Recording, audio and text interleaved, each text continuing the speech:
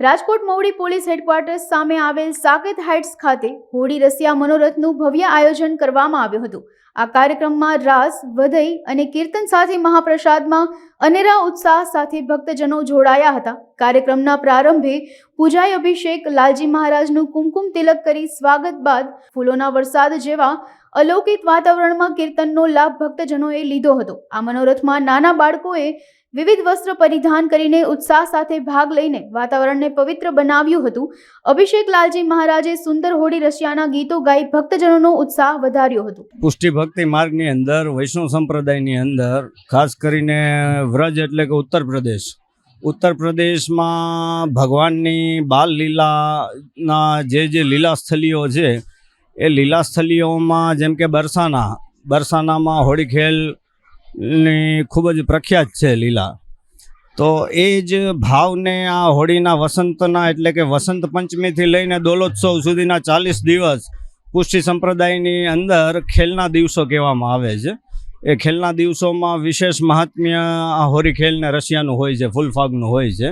તો એ વસંત પંચમીથી લઈ અને દોલોત્સવ સુધીના 40 દિવસના 4 યુથના ભાવથી અમારે ત્યાં વ્રજભક્તોના ભાવથી હોળી ખેલ ખેલવામાં આવે છે।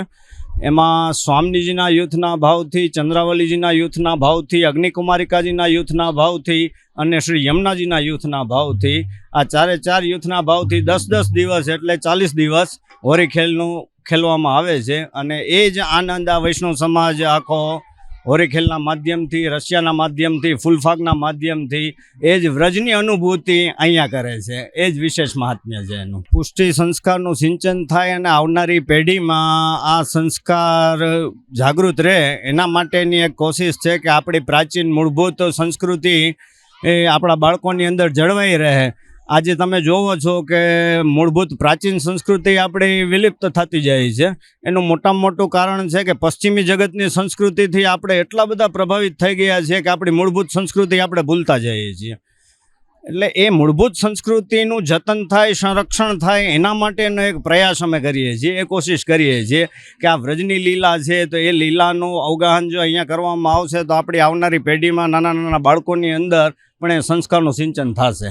ટૂંકમાં તો એટલું જ કહેવા માગું છું કે આજની યુવા પેઢી છે એ બાળકો આપણી સંસ્કૃતિનું સંરક્ષણ કરે, પશ્ચિમી જગતની સંસ્કૃતિથી પ્રભાવિત ના થાય અને મૂળભૂત આપણા હૃદયમાં એક ભાવ હોવો જોઈએ સનાતન ધર્મનો, કે આપણે હિન્દુ છીએ, સનાતન છીએ, તો સનાતન ધર્મનો ભાવ આપણી અંદર જાગૃત રહે એવા સંસ્કાર ઘરે લોકોએ પોતાના બાળકોને આપવા જોઈએ, જેથી કરીને ધર્મની રક્ષા રહે અને ધર્મ એ બાળકોની રક્ષા કરી શકે અને એ બાળકો આપણી સંસ્કૃતિનું રક્ષણ કરી શકે।